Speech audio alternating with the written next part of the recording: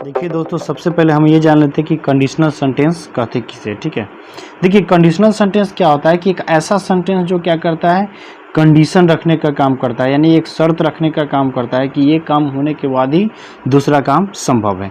तो वैसे ही सेंटेंस क्या कहलाते हैं, कंडीशनल सेंटेंस कहलाते हैं, जो किसी प्रकार का कंडीशन रखने का काम करते हैं।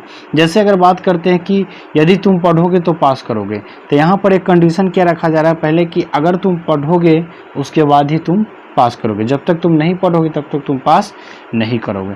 तो एक कंडीशन तो है ना कि भाई ये काम करने के बाद ही दूसरा काम संभव है, अगर ये काम नहीं हो सकता है तो दूसरा काम संभव नहीं है। तो ऐसे ही सेंटेंस क्या कहलाते हैं, कंडीशनल सेंटेंस कहलाते हैं। जैसे अगर बात करते हैं तो यहाँ क्या कहता है कंडीशनल सेंटेंस के बारे में कि जब एक कार्य का होना दूसरे कार्य के होने पर निर्भर करे तब वह कंडीशनल सेंटेंस कहलाते हैं। यानी कि जब एक कार्य का होना दूसरे कार्य पर निर्भर करता है तो वाक्य क्या कहलाते हैं, कंडीशनल सेंटेंस कहलाते हैं, क्योंकि एक कार्य के बिना दूसरे कार्य का होना संभव ही नहीं है। तो वैसे सेंटेंस आपका कंडीशनल सेंटेंस कहलाएगा। जैसे कहता है कि I can lend you money provided you return it in a week.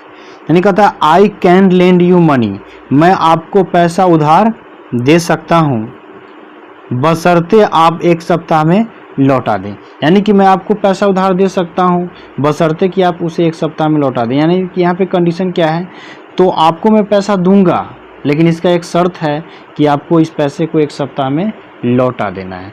तो जो भी सेंटेंस आपके शर्त को बताता है वही सेंटेंस क्या कहलाता है, कंडीशनल सेंटेंस कहलाता है।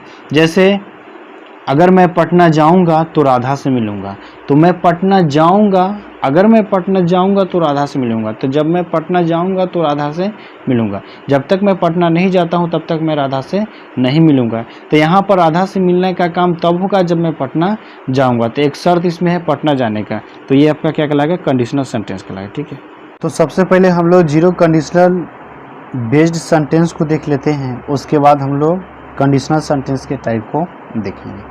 देखिए जीरो कंडीशनल सेंटेंस क्या है, ठीक है, मतलब कि ऐसा सेंटेंस जिसमें कंडीशन होते हैं लेकिन कंडीशन नाम मात्र के होते हैं। ठीक है, यानी कि उसके जो फैक्ट्स होते हैं, ये जो फैक्ट्स होते हैं दैट आर जनरली ट्रू, मतलब उसके जो भी तथ्य होते हैं वो सभी क्या हैं, जनरली ट्रू है, यानी कि समान रूप से सत्य हैं। तो वैसे सेंटेंस जीरो कंडीशनल सेंटेंस कहलाते हैं जिसके फैक्ट्स क्या होते हैं, समान रूप से सत्य हैं। ठीक है, या यूँ कहिए कि साइंटिफिक फैक्ट्स हैं, वो भी आपका क्या कहलाएगा, जीरो कंडीशनल सेंटेंस कहलाएगा। जैसे इसका स्ट्रक्चर की बात किया तो इसका स्ट्रक्चर क्या होता है, तो इसका स्ट्रक्चर होता है इफ़ या when plus simple present tense. ठीक है, यानी इफ़ या व्हेन के बाद क्या होगा, सिंपल प्रेजेंट टेंस होगा। ये इफ़ क्लॉज में और मेन क्लॉज में भी क्या होगा, सिंपल प्रेजेंट टेंस होगा। यानी इफ़ क्लॉज में भी सिंपल प्रेजेंट टेंस और मेन क्लॉज में भी सिंपल प्रेजेंट टेंस होगा। ठीक है, यानी दोनों क्लॉज में सिंपल प्रेजेंट टेंस का ही यूज होगा। अब देखिए कैसे इसमें शर्त होते हैं लेकिन वो जीरो कंडीशनल के रूप में होते हैं, यानी कि इसमें नाममात्र का शर्त क्या होते हैं, इससे आइए हम एग्जाम्पल के माध्यम से समझते हैं। जैसे यहाँ दिया हुआ है आपका कि इफ़ द आइस मेल्ट्स, ठीक है, इट कन्वर्ट्स इनटू वाटर। जब क्या होता है कि बर्फ पिघलता है, जब बर्फ पिघलता है तो यह जो है वो किस में परिवर्तित हो जाता है, तो पानी में परिवर्तित हो जाता है। यदि बर्फ पिघलता है तो वह पानी में परिवर्तित हो जाता है। तो ऐसा नहीं ना है कि भाई बर्फ पिघलने के बाद वो वायु परिवर्तित हो जाए, ऐसा तो नहीं है।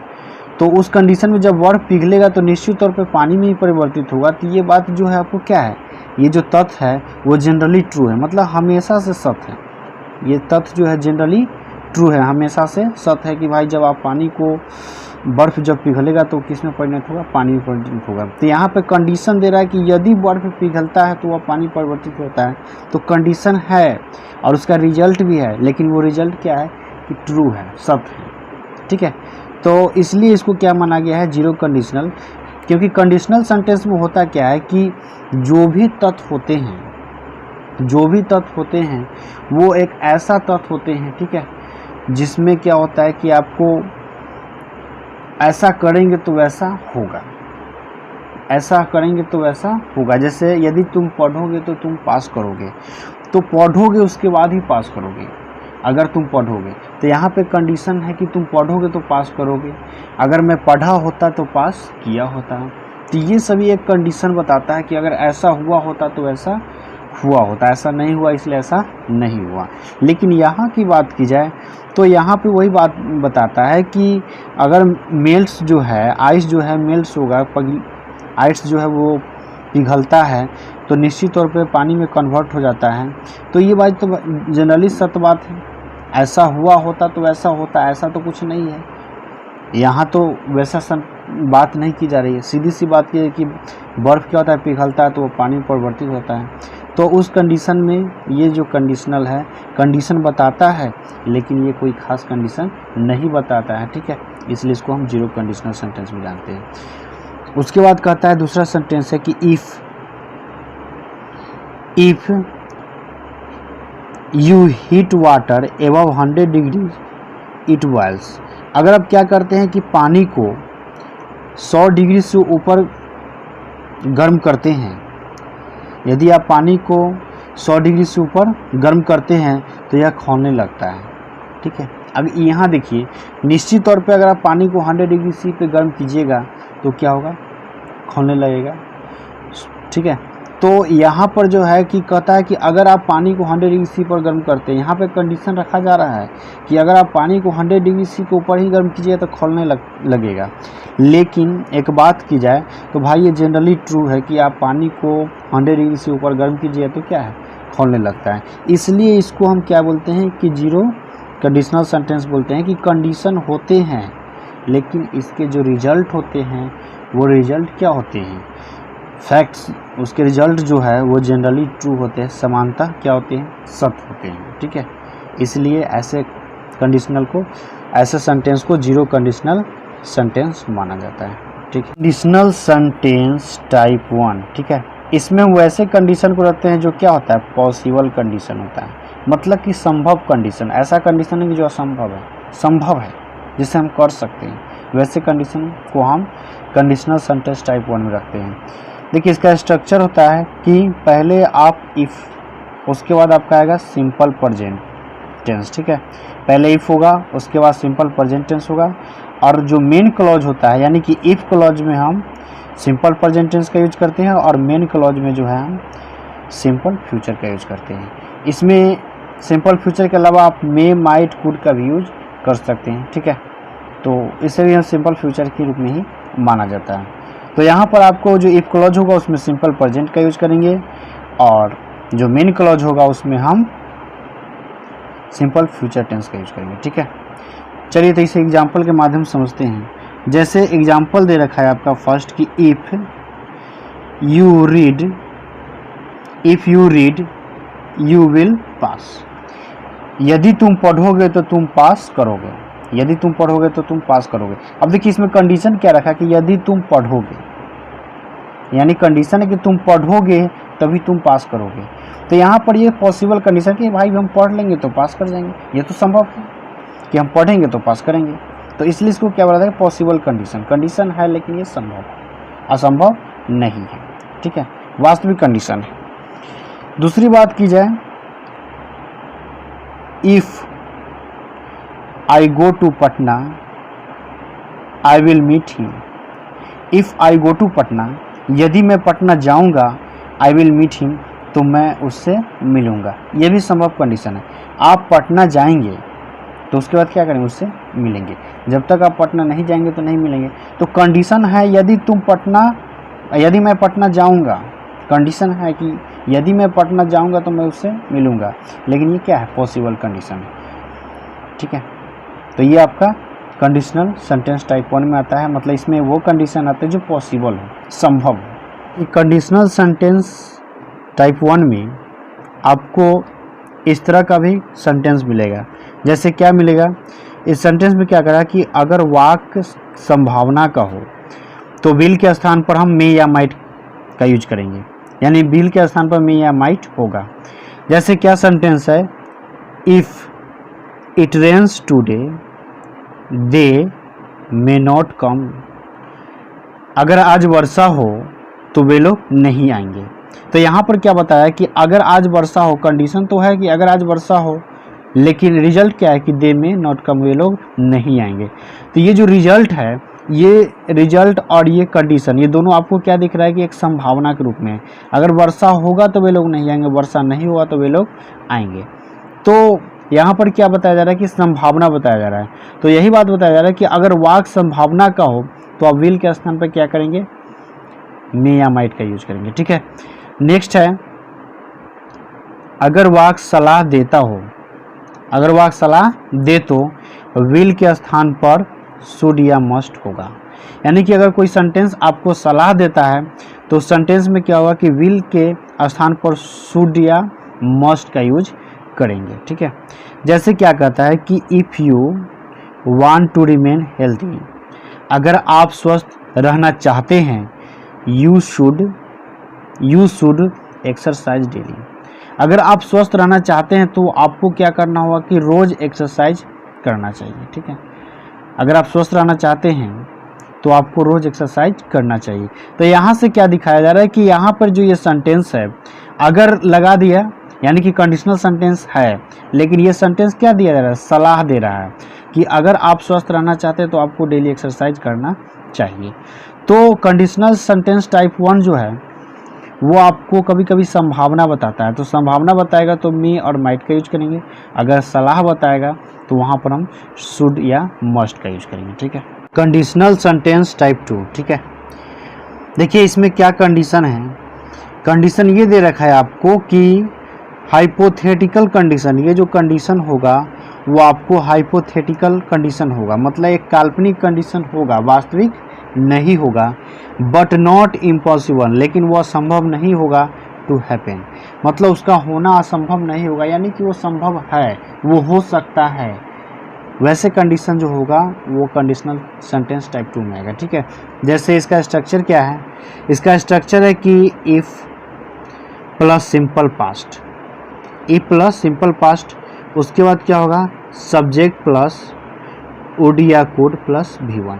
यानी कि पहले आपका होगा इफ़, यानी इफ़ क्लॉज जो होगा वो आपको सिंपल पास्ट में होगा, और मेन क्लॉज जो होगा वो सब्जेक्ट प्लस वुड या कुड प्लस V1 के रूप में होगा। जैसे एग्जांपल समझते हैं, एग्जांपल ये दे रखा है कि if I lived in Bihar I would visit the Golghar. यदि मैं बिहार में रहता तो मैं पटना के गोलघर का दर्शन करता। यदि मैं बिहार में रहता तो पटना के गोलघर का दर्शन करता। देखिए कंडीशन क्या है कि यदि मैं बिहार में रहता, बिहार में रहता तो दर्शन करता, बिहार में अभी हूँ नहीं इसलिए दर्शन नहीं कर रहा हूँ। तो ये जो कंडीशन बताया जा रहा है, ये कंडीशन क्या है, एक वास्तविक नहीं है, काल्पनिक है, ऐसा होता तो होता। ठीक है, ये काल्पनिक कंडीशन है, लेकिन ये कंडीशन का होना संभव है, इसका होना संभव है। क्यों संभव है भाई, जिस दिन हम क्या करेंगे, जिस दिन हम पटना में रहेंगे उस दिन हम क्या करेंगे, गोलघर को घूमेंगे या गोलघर का दर्शन करेंगे। तो ये संभव है, ऐसा हो सकता है कि जिस दिन हम पटना में रहें उस दिन हम गोलघर का दर्शन करेंगे। लेकिन यहाँ पर जो बात है सेंटेंस के बाद से कि हम जब रहेंगे तब करेंगे, अभी नहीं करेंगे। तो ये सेंटेंस आपका हाइपोथेटिकल कंडीशन है, मतलब कि कंडीशन है लेकिन वो काल्पनिक कंडीशन है कि ऐसा होगा तो ऐसा होगा। ठीक है, सेकेंड सेंटेंस आपका दे रखा है कि इफ़ आई हैड मनी, यदि मेरे पास पैसा रहता, I would lend it to you, तो मैं तुम्हें उधार देता। यदि मेरे पास पैसा रहता तो मैं तुम्हें उधार देता, मतलब ये भी कंडीशन क्या है, ये भी कंडीशन आपको हाइपोथेटिकल कंडीशन है, काल्पनिक कंडीशन है। मेरे पास पैसा रहता तो मैं आपको उधार देता, लेकिन यहाँ पर अगर बात की जाए भाई जिस दिन पैसा होगा मैं आपको उधार दे दूंगा, तो ये इम्पॉसिबल भी नहीं है, संभव है, इसका होना संभव है, इसे किया जा सकता है कि जिस दिन मेरे पास पैसा होगा उस दिन हम आपको देंगे। तो ये हाइपोथेटिकल कंडीशन है, काल्पनिक है, लेकिन इसका होना संभव है। ठीक है, देखिए कंडीशनल सेंटेंस टाइप 3 क्या है। देखिए कंडीशनल सेंटेंस टाइप 3 में ये बताता है कि ये भी एक हाइपोथेटिकल कंडीशन होता है इन पास्ट, बीते हुए समय के लिए भी क्या एक हाइपोथेटिकल कंडीशन है, that is not at all possible to happen, मतलब कि ऐसा कंडीशन ठीक है, एक ऐसा काल्पनिक कंडीशन बीते हुए समय का जिसका होना बिल्कुल भी संभव नहीं है, वैसे सेंटेंस को हम कंडीशनल सेंटेंस टाइप 3 में रखते हैं। जैसे इसका स्ट्रक्चर दिया है कि पहले हम क्या लिखते हैं, if plus past perfect tense, यानी कि स्ट्रक्चर जो है कि इफ़ क्लॉज जो होता है वो पास्ट परफेक्ट टेंस में होता है, और मेन क्लॉज जो होता है उसमें हम क्या करते हैं, सब्जेक्ट प्लस वुड हैव या कुड हैव प्लस वर्ब 3 का यूज करते हैं। यानी if clause past perfect tense में होगा और मेन क्लॉज के साथ सब्जेक्ट प्लस वुड हैव या कुड हैव प्लस वर्ब 3 का यूज करेंगे। तो चलिए इसको हम एग्जाम्पल के माध्यम से समझते हैं। जैसा कि एग्जाम्पल आपको दे रखा है कि ही हैड विजिटेड आगरा, यदि वह आगरा गया होता, he would have seen the Taj Mahal, यदि वह आगरा गया होता तो ताजमहल देखा होता है। देखिए, यदि वह आगरा गया होता यानी कि अभी की बात नहीं की जा रही है, एक बीते हुए समय की बात की जा रही है जो समय बीत चुका है। एक काल्पनिक कंडीशन है कि यदि वह आगरा गया होता तो ताजमहल देखा होता, मतलब अभी की बात नहीं की जा रही है कि ऐसा कंडीशन जो क्या है, पास्ट का है, लेकिन जिसका होना बिल्कुल भी संभव नहीं क्योंकि वो समय निकल चुका है। इसलिए इस टाइप के कंडीशन को क्या बोलते हैं, इसलिए इस टाइप की कंडीशन को हम कंडीशनल टाइप 3 में रखते हैं। देखिए नेक्स्ट सेंटेंस है कि he had work hard, he would have succeeded, यदि उसने कठिन परिश्रम किया होता तो सफल हुआ होता। अब देखिए ये भी कंडीशन है कि बताया जा रहा है कि यदि उसने कठिन परिश्रम किया होता, यानी बीते हुए समय में किया होता तो सफल उसी समय हुआ होता, जो कि आज की बात नहीं की जा रही है। ठीक है, ये एक बीते हुए समय की बात की, यानी कि एक काल्पनिक कंडीशन जिसका होना अब बिल्कुल भी संभव नहीं है, वो कार्य उसी समय होता। इसलिए इसे हम क्या कहेंगे, इस तरह का सेंटेंस जो है आपका कंडीशनल सेंटेंस टाइप 3 में आता है। देखिए इस वाक्य को इस तरह से भी बनाया जा सकता है। किस तरह से बनाया जा सकता है, यानी कि आप इसे क्या कर सकते हैं कि हैड को पहले लाकर भी हम बना सकते हैं। यानी तब इसमें ये कंडीशन होगा कि जब आप हैड को पहले लाते हैं तो इफ़ को क्या करना पड़ता है, साइलेंट करना पड़ता है, हटाना पड़ता है। यानी कि ये सेंटेंस बनेगा इस टाइप से कि he had he visited Agra, he would have seen the Taj Mahal, यानी कि यदि वो आगरा गया होता उसने ताजमहल देखा होता। तो यहाँ पर हम क्या कर सकते हैं कि इफ़ को हटाकर हैड को पहले लाकर भी इस सेंटेंस को हम क्या कर सकते हैं, बना सकते हैं। ठीक है, तो चलिए आज मैं आप सबको कंडीशनल सेंटेंस में कैसे एरर स्पॉट करते इसके बारे में बताता हूँ। देखिए आपका सेंटेंस दिया हुआ है कि if he came to me I would have given him my car, और उसके बाद बता रहा है नो एरर। ठीक है, अब आपको यहाँ पर ध्यान देना है कि पार्ट बी को देखिए। यहाँ पर क्या दिया है कि आई would have given, I would have given. अब यहाँ पर आप ध्यान दीजिए कि पार्ट बी में जो है वो subject plus would plus have plus given दिया हुआ है, और मैंने आपको कंडीशनल सेंटेंस टाइप 3 में बताया है कि मेन क्लॉज क्या होता है कि subject plus would have plus verb 3 होता है। तो वो तो कंडीशन यहाँ पे ये फॉलो कर रहा है। तो उस स्थिति में जो इफ़ क्लॉज होता है वो आपका पास्ट परफेक्ट में यानी हैड प्लस वर्ब 3 होना चाहिए, जो कि यहाँ पर आपको केवल वर्ब 2 दिया है। तो यहाँ पर जो एरर होगा वो आपका पार्ट ए में एरर होगा। यहाँ पे आपका क्या होगा, हैड प्लस वर्ब 3 यानी कि हैड प्लस कम का यूज होगा, न कि ही प्लस केम का। सेकेंड सेंटेंस है कि had he invited me I would have attend the function. ठीक है, नो एरर। अब आपको यहाँ पर ध्यान देना है कि आपको मैंने टाइप 3 में ही एक सेंटेंस को बताया है, उसमें बताया कि अगर आप इफ़ क्लॉज का यूज नहीं करते हैं तो उस स्थिति में क्या करते हैं कि आप जो उसमें हेल्पिंग वर्ब है उसको आप पहले यूज कर सकते हैं, यानी हैड का यूज आप पहले कर सकते हैं। यहाँ पर आप सेंटेंस को देखिए तो यहाँ पार्ट बी में आपको दिया हुआ है subject plus would plus have plus verb 3, जो कि आपको फॉलो कर रहा है मेन क्लॉज के रूप में कंडीशनल सेंटेंस टाइप 3 से। तो उस कंडीशन में अगर इसको फॉलो किया जा रहा है तो ये आपका बी पार्ट क्या है, वो सही है। ठीक है, और तो पार्ट सही है। यहाँ पर अगर ए की बात की जाए तो ए को देखते हैं कि क्या ये फॉलो कर रहा है कि नहीं। तो यहाँ पर क्या है कि अगर इफ़ नहीं है तो इसमें क्या दिख रहा है कि आपको had plus he plus verb 3, जो कि ये भी आपको क्या कर रहा है कि फॉलो कर रहा है। अगर इफ़ क्लॉज नहीं होता है तो वो सेंटेंस का स्ट्रक्चर होता है had plus subject plus verb three, जो कि फॉलो कर रहा है, इसलिए इसमें नो एरर होगा। आपका आंसर नंबर जो होगा वो आपका डी होगा। नेक्स्ट सेंटेंस को देखते हैं। सेंटेंस ये दे रखा है कि आपको if he had call me up I would inform him. अब यहाँ पर आप ध्यान दीजिए कि आपका जो सेंटेंस है वो पार्ट ए को देखिए तो क्या देख रहा है कि if plus subject plus had plus verb three, यानी कि आपका इफ जो क्लॉज है वो पास्ट परफेक्ट टेंस में है। तो अगर आपका if clause past perfect tense में होता है तो उस स्थिति में मेन क्लॉज जो होता है वो सब्जेक्ट प्लस वुड है प्लस वर्ब थ्री होता है।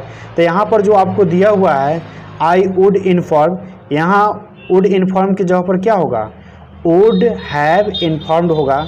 ये भी आपका क्या होगा, पास्ट परफेक्ट टेंस में होगा, ठीक है, यानी कि वुड हैव और वर्ब थ्री होगा। देखिए नेक्स्ट सेंटेंस जो दिया हुआ है वो आपका है कि if he will work hard he will surely get the job of his choice, ठीक है।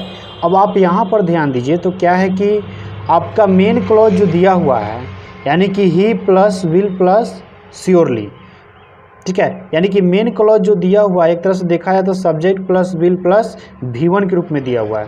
तो जब अगर मेन क्लॉज आपका subject plus B plus V1 के रूप में रहता है तो इफ़ क्लॉज जो होता है वो सिंपल प्रेजेंट टेंस में होता है। तो यहाँ पर जो आपका विल वर्कड है उसके स्थान पर क्या होगा, केवल वर्क्स का यूज होगा, यानी इस सेंटेंस का करेक्ट फॉर्म होगा if he works hard he will surely get the job of his choice. Next sentence है कि unless I do not C his ticket I will not let him sit here, ठीक है। अब आप ध्यान रखिए कि अगर आपको सेंटेंस अनलेस से अनटिल से शुरू होता है तो अनलेस और अनटिल खुद निगेटिव वर्ड होते हैं, इसमें नॉट लगाने की आवश्यकता नहीं होती है। तो इसमें जो आपका एरर होगा वो सेंटेंस ए में एरर होगा, क्योंकि इसमें निगेटिव एक तो अनलेस से प्लस नॉट लगाया गया है जो कि नॉट नहीं लगेगा, ठीक है। यहाँ से नॉट को रिमूव करना होगा, यानी सेंटेंस का करेक्ट फॉर्म होगा unless I see his ticket will not let him sit here, ठीक है। नेक्स्ट सेंटेंस आपको दिया हुआ है कि if I had money I will have lent it to her. अब यहाँ पर ध्यान दीजिए आपका जो सेंटेंस दिया हो कि if I had money I will have lent it to her. अब यहाँ पर जो सेंटेंस दिया हो वो आपका इफ़ क्लॉज में क्या है, हैड मनी, जो कि पास्ट में है। इफ़ क्लॉज जो है वो आपका पास्ट में है, तो जब इफ़ क्लॉज आपका पास्ट में है तो मेन क्लॉज भी क्या होना चाहिए, पास्ट में होना चाहिए। इसके लिए आपको क्या करना होगा कि विल हैव के स्थान पर आपको वुड और ये लेंट जो है उसके स्थान पर लेंट का यूज करना होगा, यानी कि इसका जो करेक्ट फॉर्म बनेगा वो हो जाएगा वुड लेंट होगा, यानी कि सही सेंटेंस हो जाएगा if I had money I would lend it to her.